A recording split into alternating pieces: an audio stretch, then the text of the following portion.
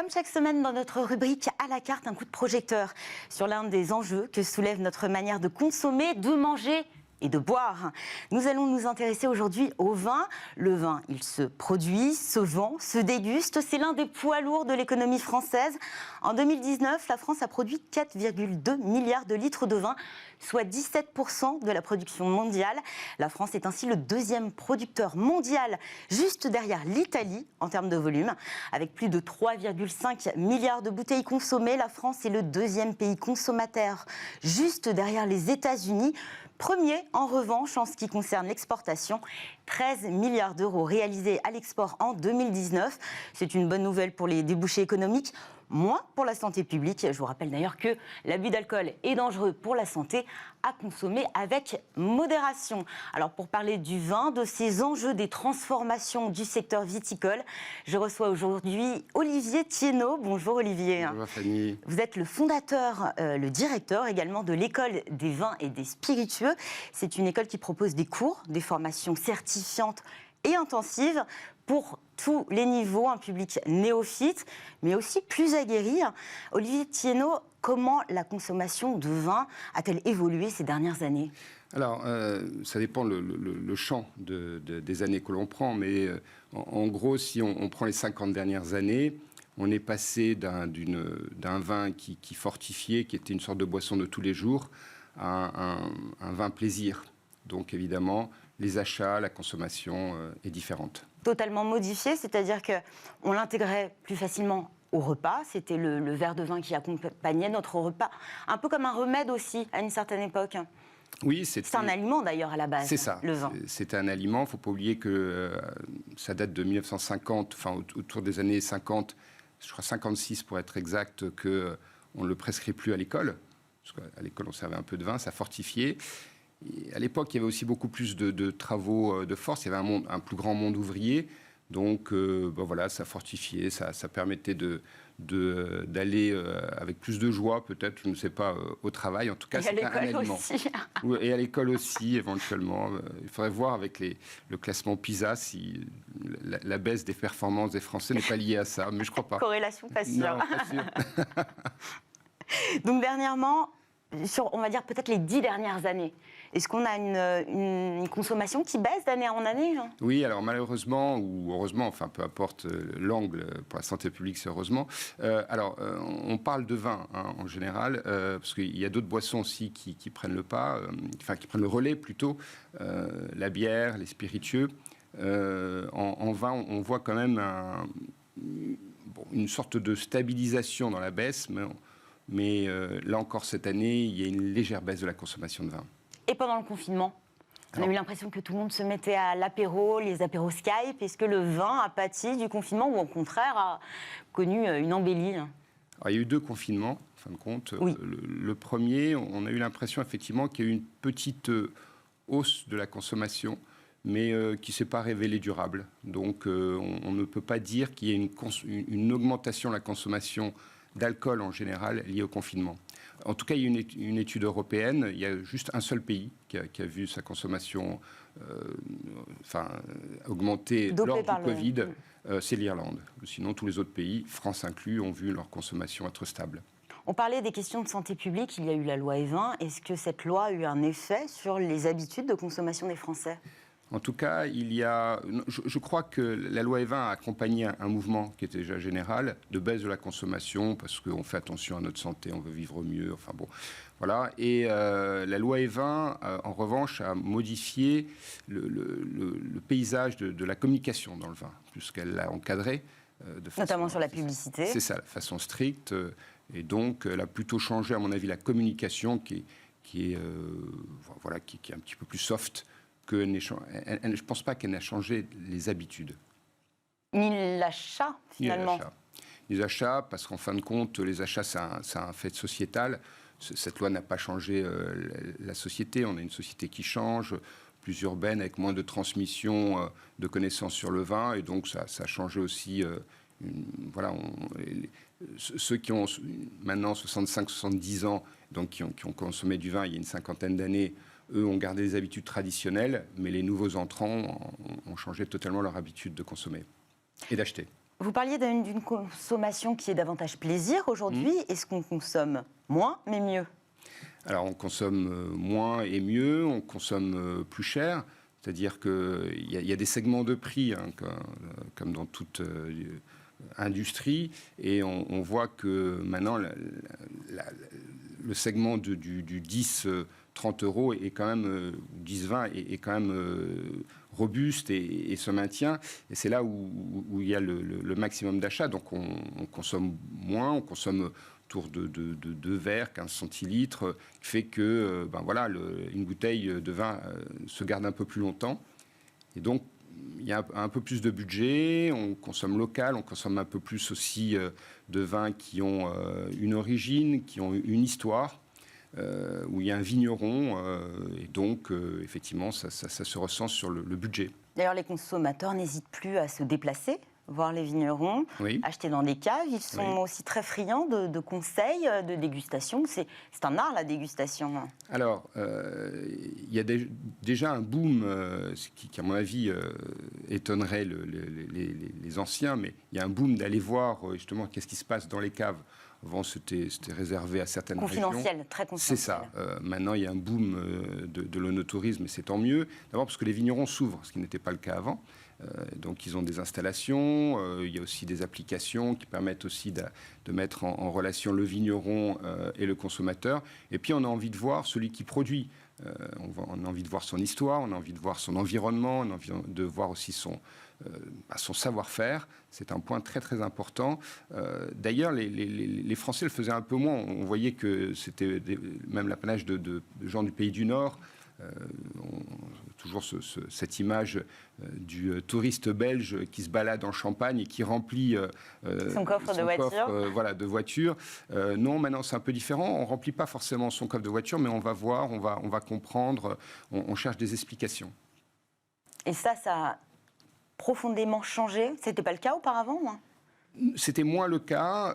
On buvait de manière presque automatique, excusez-moi l'expression, mais sans chercher qui était derrière la bouteille. Hein. Alors ça dépend de quelle était la consommation. C'était une consommation courante ou liée à un événement. Mais il y avait quand même beaucoup de transmission. C'est-à-dire, alors là, on était dans un schéma beaucoup plus classique qui a été abandonné. Il y a la transmission du papa, ou du père, ou de la famille. On disait qu'au fond, la France n'était pas divisée entre droite et gauche, mais entre Bourgogne et Bordeaux. En gros, c'était ça un peu l'idée. Et en fin de compte, cette transmission s'est arrêtée. Enfin, ça a fini. Et maintenant, on a des personnes, d'ailleurs, plutôt des femmes, qui se mettent au vin plus rapidement, qui essayent de sur savoir. Un éventail aussi plus large d'appellations. Avec moins d'a priori. En fin de compte, oui. Alors, on cherche quand même à consommer local. Ça, c'est un élément qu'on voit du Covid. On cherche plutôt des appellations qui sont françaises et qui donnent du sens et font appel à l'idée, au terroir, mais avec une vue beaucoup plus large. On a passé les éléments classiques Bordeaux, Bourgogne, Champagne pour aller vers d'autres régions. On peut penser au Val-de-Loire, on peut penser aussi au Beaujolais, évidemment le Languedoc-Roussillon, la vallée du Rhône, qui sont des régions qui maintenant évidemment proposent des vins d'un super rapport qualité-prix. On a le sentiment que les Français ont un rapport très particulier au vin.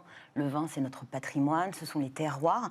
Comment expliquer on a l'impression qu'on le sacralise quelque part. Oui. Comment on explique ce rapport si particulier au vin? C'est dans la culture. C'est-à-dire que, par exemple... Vous parliez de transmission, d'ailleurs, au sein d'une famille. C'est ça, et c'est dans la culture. C'est-à-dire qu'on peut imaginer de boire une bière seule. On ne boit pas un verre de vin seul. On le partage. Donc, c'est déjà un élément de partage. Donc, c'est un élément qui va amener à la discussion, qui va amener à la convivialité, à la sociabilité. Donc, ça, c'est un point qui est très important. C'est, à mon avis, moins le cas pour les autres boissons. C'est aussi une boisson qu'on va retrouver dans toutes les étapes de notre consommation, à l'apéritif. On peut finalement suivre tout un repas avec du vin. Pendant le déjeuner, le dîner. Voilà. Et puis, derrière, il y a des images fortes, il y a des architectures fortes, il y a des gueules de vignerons et de vigneronnes, il y a des enjeux... Il est incarné, finalement, ce vin. C'est ça, exactement. Et la France, avec l'Italie, à mon avis, ce sont les deux grandes régions viticoles du monde, puisque dès qu'on se balade, dès qu'on traverse la France, il y a toujours un village qui nous rappelle un nom d'un cru ou d'une appellation. Et les Français, ils sont très attachés. Ça les ramène à peut-être quelque chose aussi, des fois qu'ils idéalisent, mais une sorte de campagne, parfois un peu nostalgique, et en tout cas un savoir-faire local qui est très important. Alors très loin de cette image patrimoine local, terroir, le e-commerce. Comment le e-commerce a révolutionné le marché du vin? Aujourd'hui, 2019, c'était 9 à 10% des ventes en valeur. Oui. Et ça ne cesse d'ailleurs, ce chiffre d'affaires est en hausse constante depuis une bonne grosse dizaine d'années. Comment on explique parce que finalement, on n'a pas ce lien avec le vigneron, on a très peu de conseils, si ce n'est des fiches descriptives. Alors, vous avez raison, c'est 9%. Donc déjà, on aurait pu imaginer que le e-commerce allait disrupter le vin, parce qu'il ne l'a pas fait. Donc ça, c'est un premier point. On s'est aperçu qu'avec le Covid, là aussi, on aurait pu imaginer que ça allait faire exploser les sites de e-commerce. Ben non, ce sont les cavistes qui sont devenus aussi une sorte de personne à qui on confie ses goûts et qui va lui-même nous conseiller. Pour moi, c'est un peu le libraire du vin. Donc, il va vous ouvrir aussi dans d'autres horizons. Alors oui, c'est une croissance de 6-7% par an, donc ça reste important. Mais d'abord, il y a quand même peu d'entreprises qui sont rentables dans ce domaine. Donc, on voit que en nombre de sites de e-commerce, on a plus qui ferment que certains qui ouvrent. Donc, c'est déjà le premier point. Il y a des gros frais il y a des charges de livraison de logistique qui sont importantes. Et viennent s'ajouter des charges de communication, c'est-à-dire qu'il faut parler du vin, il faut en fin de compte créer des articles, du contenu, des vidéos, montrer des vignerons tout le temps, pratiquement tous les jours. Le produit seul ne suffit pas. Le produit seul ne suffit pas. Si vous n'amenez pas une histoire, ça ne convient pas. Dernière chose sur le e-commerce, en revanche, certains vignerons qui ont des réseaux de distribution, ou voire même qui font de la vente au caveau, disent le e-commerce, ou en tout cas le digital en général, m'a permis aussi pour le diversifier. Oui, et puis de m'approcher de mes clients, c'est-à-dire que je peux très bien avoir un Zoom avec un amateur de vin au Japon, aux États-Unis, répondre à des questions via des chats et compagnie, mettre des actualités qui sont là très, très, très intéressantes sur des savoir-faire, sur les vendanges, sur l'assemblage, sur des problématiques même de viticulture ou d'œnologie qui intéressent le public. Et donc au fond, c'est aussi un élément qui rapproche. Il y a aussi, septembre, c'est l'effervescence dans les vignobles, c'est la saison des vendanges. Effervescence également dans les grandes et moyennes surfaces, ce sont les foires au vin. Oui. Lidl, notamment, cette enseigne qui lance une foire au vin en ligne. On se rapproche du e-commerce. Est-ce qu'on peut garder ce lien? Est-ce que finalement, les foires au vin n'opposent pas, en quelque sorte, les cavistes à la grande distribution? Alors, certains cavistes font des foires au vin. Ils ont adapté le modèle. Oui, c'est ça. Bon, tous les indépendants, les cavistes. Voilà, la foire au vin, c'est sorti dans les années 70 par un fou de vin. À la base, c'est un élément qui est commercial, mais ça a été quand même pensé par quelqu'un qui adorait le vin. Donc ça reste un peu festif. Dans l'idée de le démocratiser, peut-être? Oui, l'idée, c'est qu'en fin de compte, la personne qui est en Bretagne s'est dit, au fond, ce que je vois, c'est que plein de gens achètent des petits vins, des vins de table, parce qu'ils ont un problème de moyens. Et si une fois dans l'année, on leur permet quand même de d'acheter des crus intéressants ou des vins de qualité moins chers. C'est ça l'idée. Et donc, ils vont faire le plein, ils vont peut-être un peu garder, puis ce sera l'occasion de faire sa cave. Donc voilà le phénomène. Alors maintenant, c'est une sorte de rendez-vous, hein. C'est un peu les soldes, mais un peu différent, parce que ce n'est pas des vieux vins, c'est malgré tout ce qu'il y a, enfin en tout cas une gamme qui aussi présente souvent le reste de l'année. Je crois que je ne les opposerai pas, c'est-à-dire que ce sont à mon avis, deux démarches différentes. On cherche un petit peu les bonnes affaires. On peut d'ailleurs cumuler les deux. On peut cumuler les deux. Comme je disais, certains cavistes le font. Après, je pense qu'il va falloir avoir un regard peut-être plus fin sur les foires au vin dans les quelques dernières années, dans les prochaines années plutôt, parce que là, si on regarde bien, l'année dernière, les foires au vin, on avait eu du moins 6, moins 7%. Donc, on a l'impression que le phénomène s'essouffle un peu. Mais affaire à suivre. À confirmer. Exactement. 2021, année noire pour le vin, plusieurs vignerons en parlent. Alors, est-ce qu'on peut d'ores et déjà mesurer l'impact en termes de production? Il y a eu tous les aléas climatiques, il y a eu le gel printanier, maladie de la vigne également. Le ministère de l'Agriculture estime à moins 30% la production française cette année par rapport à 2020. Oui. Trop tôt ou pas? Est-ce que ça va vraiment avoir un impact majeur sur le volume aussi de bouteilles? Oui. Il va y avoir un impact. De plus, on avait vu certains importateurs américains et anglais qui avaient fait des stocks parce qu'il y avait les taxes Trump. Et puis le Brexit, donc on s'est dit ça va être compliqué. Et donc on a des régions et des vignerons qui n'ont plus de vin à vendre. Donc c'est la double peine, parce qu'en fin de compte, il y a eu quand même beaucoup de travail dans le vignoble lié à ces périodes de froid, par exemple, qu'il y a eu, et puis d'autres ravageurs de la vigne qui ont mobilisé du personnel. Donc ce sont des coûts, des pertes, et puis en plus de ça, on ne va pas avoir de vin à vendre. Donc ça va être un peu compliqué, effectivement. Et le problème, il est pour le consommateur lambda, mais il est aussi à l'export, puisque quand on donne l'habitude à certains importateurs de consommer d'autres vins, d'autres appellations, c'est compliqué de le reconquérir après. On parlait du climat, il y a aussi le changement climatique. Quel impact sur le goût du vin? Est-ce qu'on va avoir des vins différents dans 10 ans à cause du changement climatique? Oui, on a des vins différents, on a un goût différent. C'est-à-dire que... Plus de sucre? En tout cas, globalement, nous avions... Alors, certains pensent que c'est en train d'un peu changer, c'est vrai que... Mais dans les années 2000, il y avait plutôt un goût les personnes voulaient des vins un peu riches, alcooleux, voire avec une acidité moindre, ce qu'on leur a donné.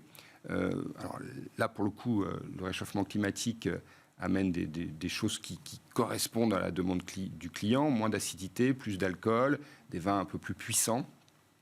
Donc ça, c'est un premier point. En revanche, le réchauffement climatique, quand on parle aux vignerons, ils disent que ce n'est pas vraiment tout à fait le seul problème. Le problème, c'est le dérèglement climatique, celui que vous avez cité précédemment, c'est-à-dire des épisodes qu'on n'avait pas l'habitude de voir, de froid, de gel et autres, de grêle, au moment donné. D'accord, avec même aussi des inondations qui posent d'autres problèmes. Et c'est ça le fléau, c'est-à-dire c'est le dérèglement climatique. Le réchauffement, c'est vrai que pose des problèmes des fois de précocité dans la viticulture, et puis parfois effectivement des taux d'alcool qui sont plus élevés. C'est vrai le 12 et 12,5%, 12%, c'est l'ancienne époque. On est plutôt à 13, 13,5%, voire dans le sud, on frôle souvent les 14, 14,5%. Voilà, mais en même temps, alors ça pose des problèmes parce que beaucoup de clients ils font attention et pensent que c'est nocif pour leur santé. Après, il y a un moment donné où l'alcool peut déséquilibrer le vin, mais on n'y est pas. Les vins français sont délicieux et on a des très bons vins. Et curieusement, maintenant, on ne se dit pas c'est compliqué de trouver un bon vin, c'est compliqué de trouver un mauvais vin. C'est une bonne nouvelle, finalement. C'est une bonne nouvelle. Alors en pédagogie, ça l'est un peu moins. Parce qu'en pédagogie, de temps en temps, il faut pouvoir faire goûter un mauvais vin versus un bon vin. Pour faire la différence. Pour faire la justement. différence. Ou sinon, Et là, il n'y a que des bons vins. Il n'y a que des bons vins. En tout cas, il y a des vins qui sont honnêtes et il y a des bons vins. Avant de nous quitter, Olivier Thiénot, et très rapidement, est-ce que la connaissance du vin est une condition sine qua non pour l'apprécier? Oui et non. Je pense que la connaissance du vin permet de s'ouvrir plus l'esprit, d'aller vers plein d'appellations, ça c'est intéressant. Permet aussi, je crois, d'envoyer des informations à notre cerveau qui vont nous permettre de mieux comprendre ce qu'a voulu faire le vigneron. Donc j'ai envie de dire oui, et puis je prêche un peu pour ma paroisse, mais on s'aperçoit surtout que ça permet aux consommateurs d'être plus pointus dans ses achats, d'être plus ouverts, et donc de goûter à plus de diversité. Et c'est ce qui fait aussi le palais du consommateur. Merci beaucoup Olivier Thiénot. Je rappelle que vous êtes le directeur de l'école des vins et des spiritueux. On peut se rendre chez vous pour prendre des cours, en connaître davantage sur le vin et puis l'apprécier encore plus. Merci Olivier Thiénot. Tout de suite, ces nouvelles recettes à la découverte d'une innovation. Alors un concept pour le moins déroutant aujourd'hui.